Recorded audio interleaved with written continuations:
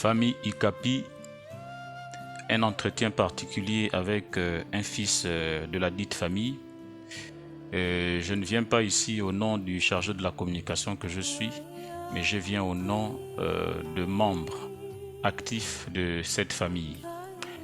Entretien particulier simplement parce que nous n'avons pas l'habitude. Vous savez, la plateforme famille Ikapi sur WhatsApp est plutôt réservée à des annonces de mariage et de d'autres événements ou ma foi même des circonstances malheureuses.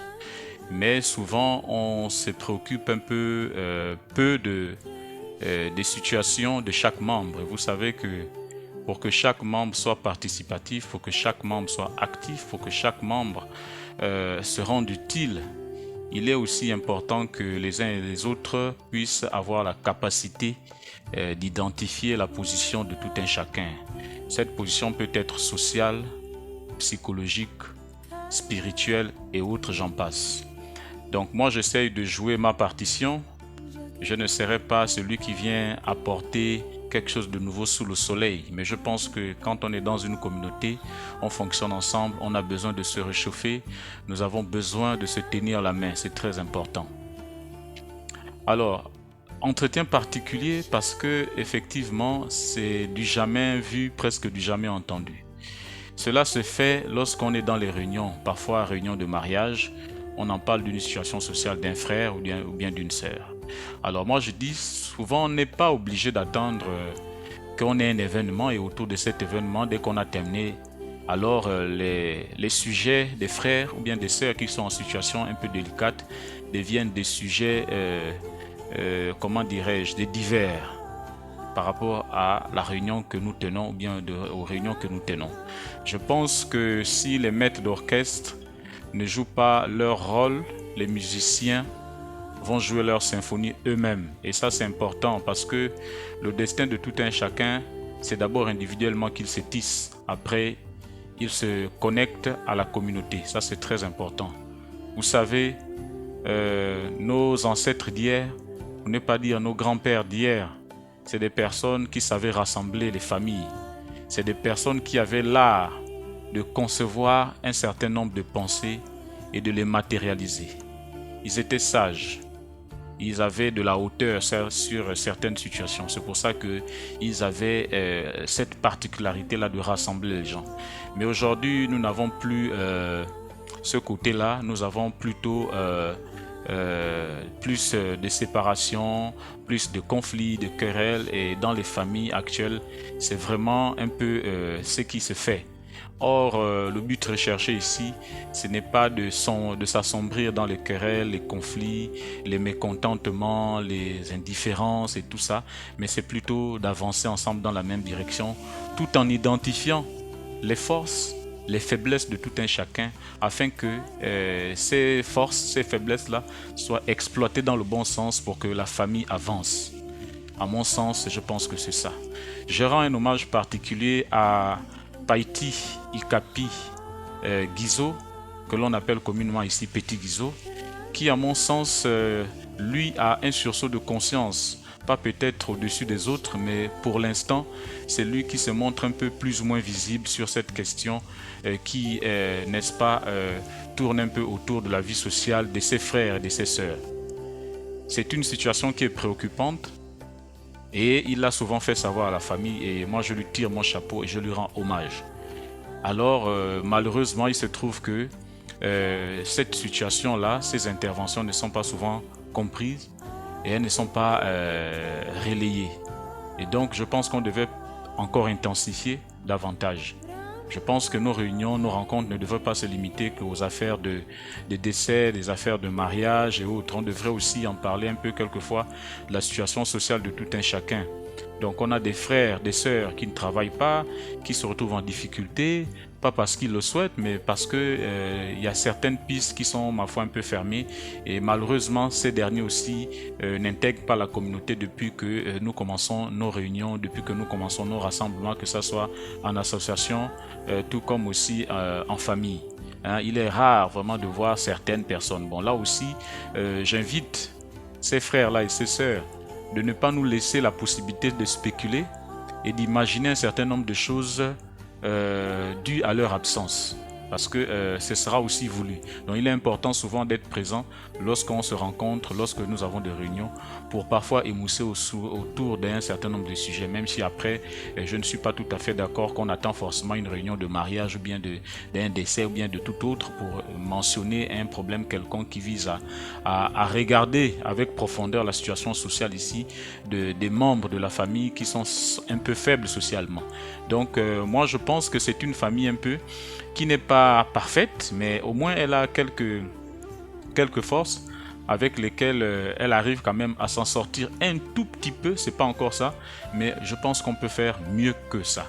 On peut avancer, on peut aller plus loin, mais à condition que les uns et les autres essayent de réfléchir, essayent de mettre des stratégies en place pour que notre famille avance.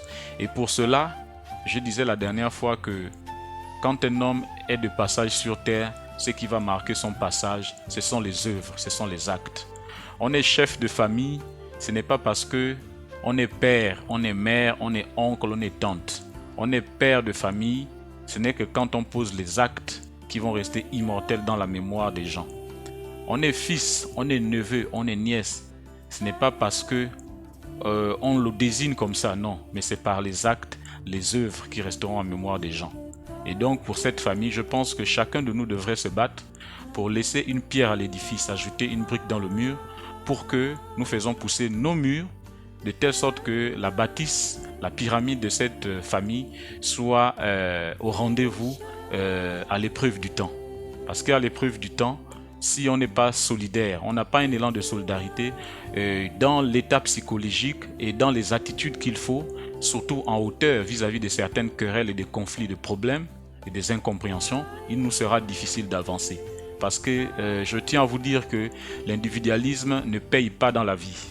Quand on joue dans l'individualisme, alors on s'isole. Et quand on s'isole, prenez l'exemple dans les savanes, c'est quelque chose que j'aime bien dire. Quand vous voyez les animaux qui s'isolent dans les savanes, eh bien, les prédateurs les dévorent. Et l'orgueil mène à la porte de l'échec. L'orgueil est un élément qui ralentit l'avancement d'une famille et qui vient gangréner les relations de chaque membre de la famille dans la communauté.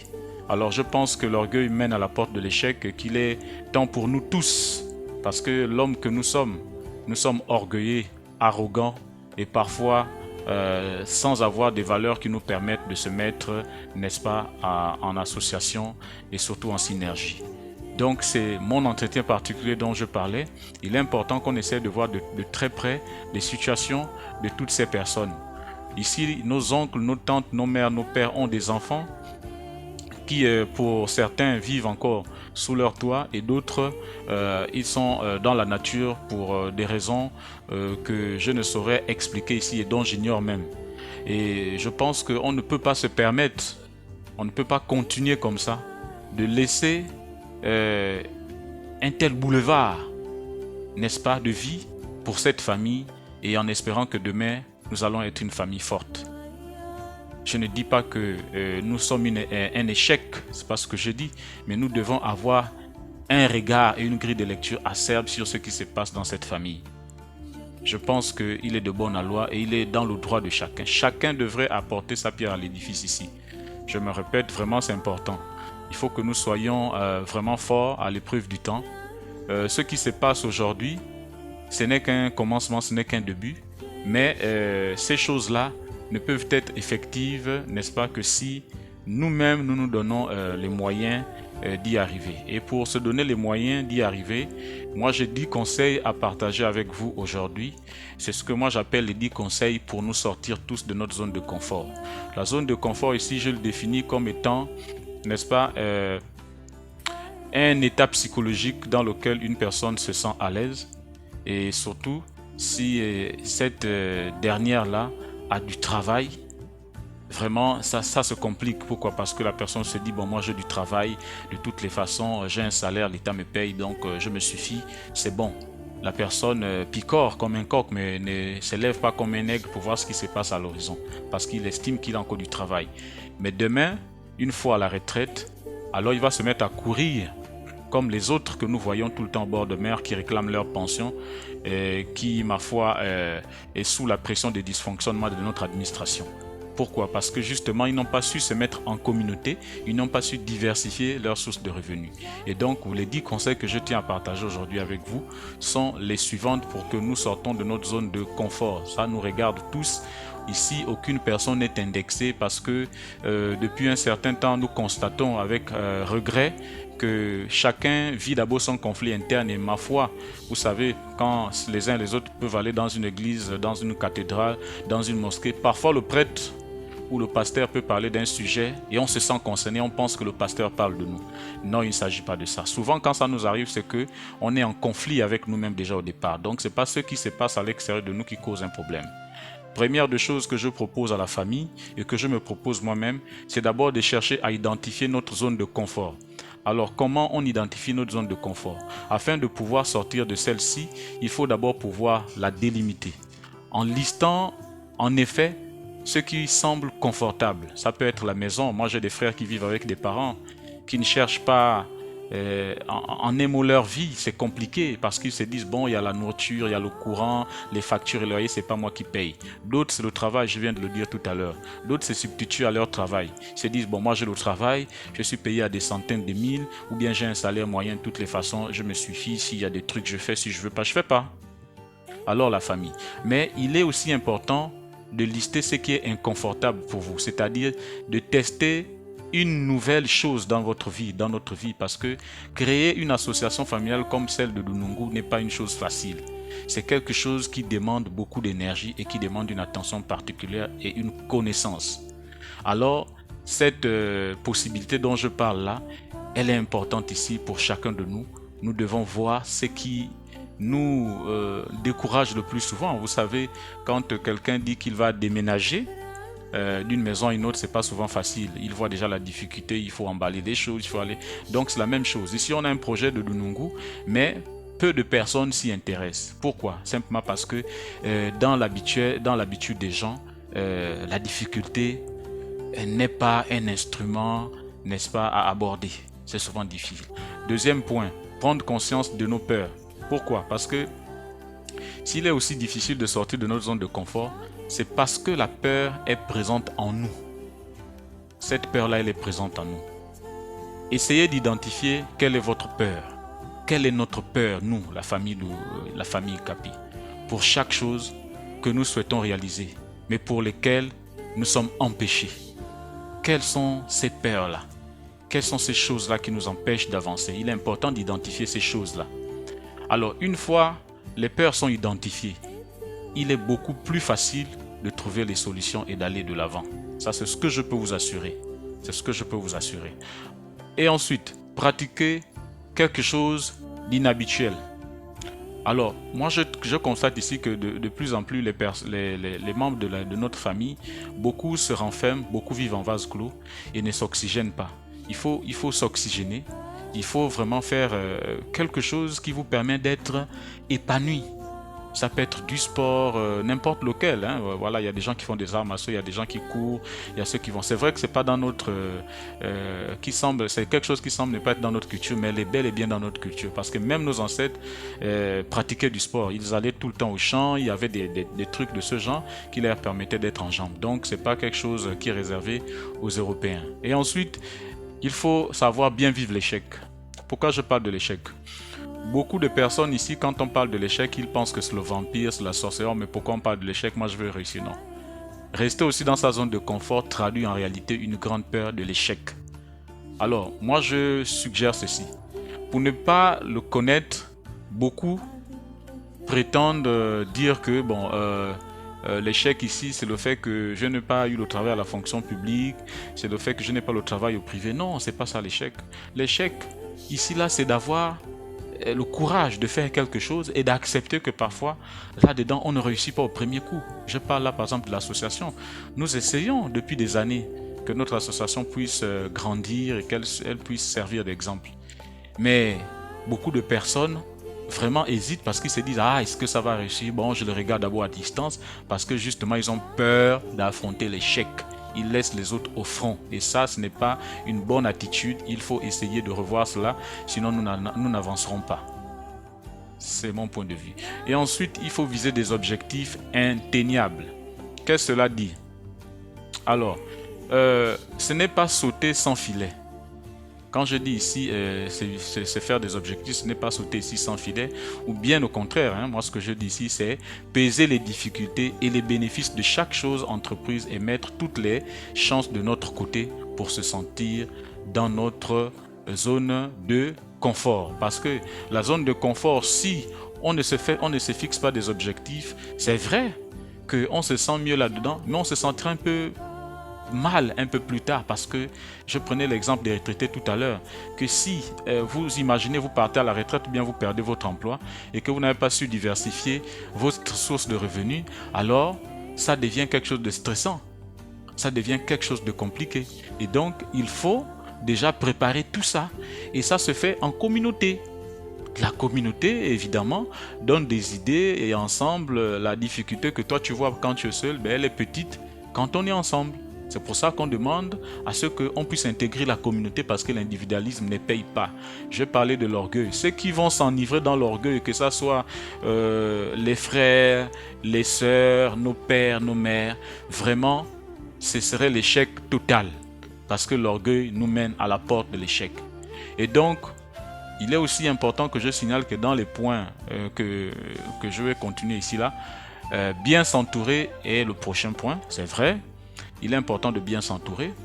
Individuellement, comme je disais, la famille ICAPI est formée de chaque énergie ici qui est rassemblée en un seul point et qui a pour une vision de faire avancer les choses.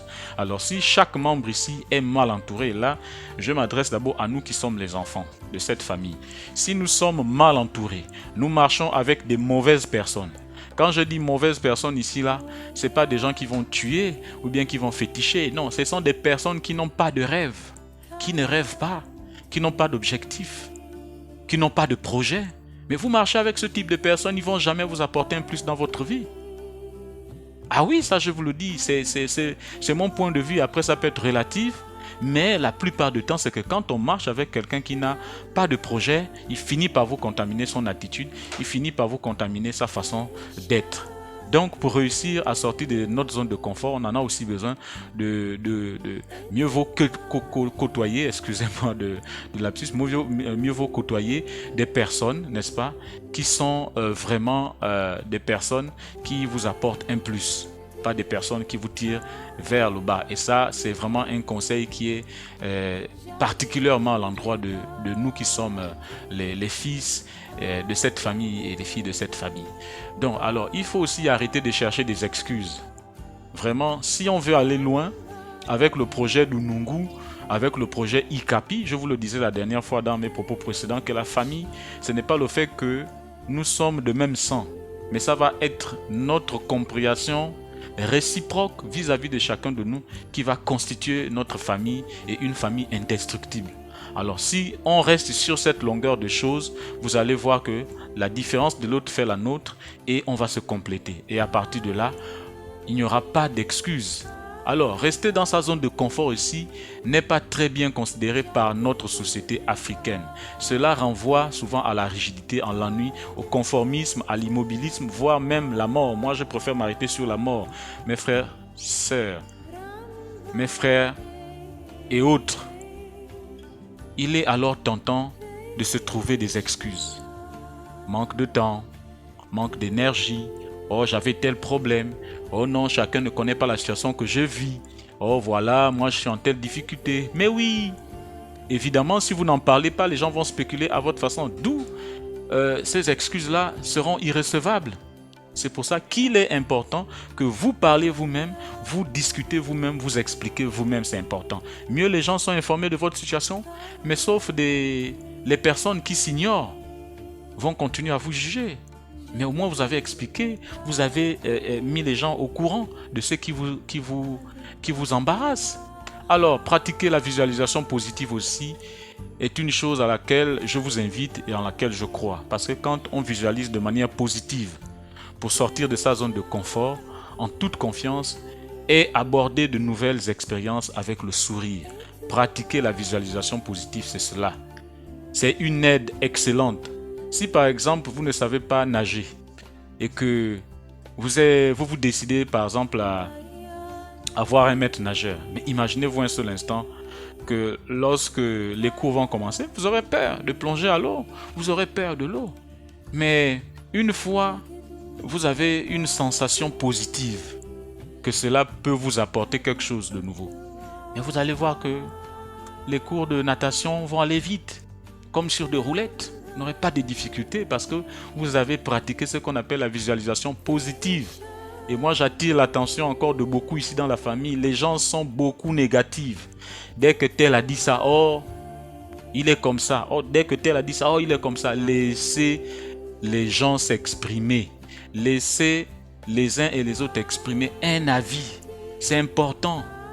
Cet avis qu'ils donnent ou bien qu'elle donne là peut sembler être des informations que la personne vous donne. Et à partir de là, vous analysez, est-ce que ce sont des choses qui peuvent être constructives ou pas. On fait le filtre, on prend ce qui est bon, ce qui est intéressant, ce que la personne a voulu dire et le but que la personne recherchait. Mais il ne faut pas qu'on focalise sur ce qui est négatif parce qu'après on n'avance pas avec, on va se tenir en vase clos et on ne prend pas de la hauteur et vraiment on se retrouve bloqué. Alors il faut apprendre à lâcher prise.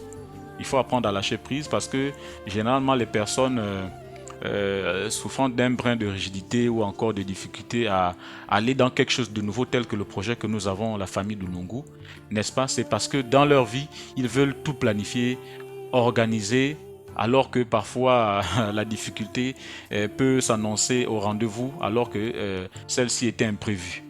Donc, il faut dépasser ce cap-là. Ces personnes-là doivent apprendre à ne pas avoir le contrôle sur tout et accepter l'imprévu et la nouveauté. Je me répète, ces personnes-là qui ne lâchent pas prise doivent apprendre à ne pas avoir le contrôle sur tout, mais plutôt accepter l'imprévu et la nouveauté. Ça, c'est important. Parce que les situations, les circonstances vont y arriver toujours toute notre vie. Mais ce n'est pas parce qu'on pleure, ce n'est pas parce qu'on se plaint des propos de X ou d'Y que ces propos-là auront pitié de nous, bien les situations, les circonstances auront pitié de nous. Jamais. Mais c'est plutôt avoir une bonne interprétation, n'est-ce pas? Une bonne analyse de celle-ci, de cette circonstance, des situations et des querelles, des conflits qui gravitent autour de nous pour nous faire profiter d'un meilleur présent et même d'un meilleur lendemain. Donc, il est important ici d'être aussi curieux, d'apprendre, de poser des questions, parce que je vois souvent beaucoup de frères lors de nos rassemblements, lors de nos réunions, peu sont ceux-là qui prennent la parole. Beaucoup sont vraiment bouche bée, ils n'en parlent pas. Il faut être curieux. On a un projet commun, tout le monde doit être participatif. C'est comme ça.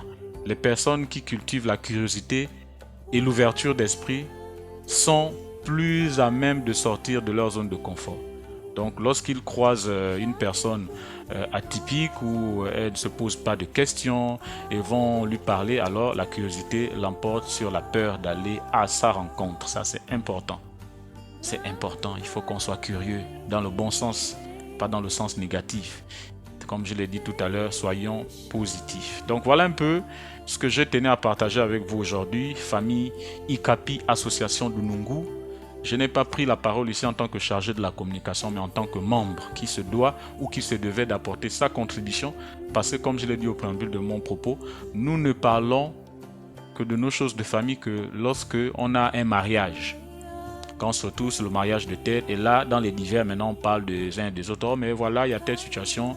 Voilà, bon, je trouve ça un peu quand même pas préventif. Parce qu'une famille qui veut avancer, d'accord, doit être préventive, c'est ça. On doit prévoir un certain nombre de choses pour mieux voir le futur. Mais si on ne prévoit pas dans le présent, il est fort probable que nous tombons dans les échecs. Encore que les échecs, comme je viens de le dire, ces échecs-là ne sont pas là pour nous embêter, mais les échecs nous enseignent. Donc on ne doit pas rester au même endroit parce que nous sommes tombés. On doit apprendre à se relever, se donner la force et les outils qu'il faut. Sur ce, c'était mon message de ce samedi. On n'en voit pas trop sur les plateformes. J'invite aussi également les membres qui sont loin d'être participatifs aussi de cette façon. C'est aussi ça, les réseaux sociaux. On a une plateforme Famille Capi. Il n'est pas dit que forcément toutes les réunions aussi, on peut les tenir séance tenante. On peut aussi utiliser cette plateforme-là, elle a été faite pour ça.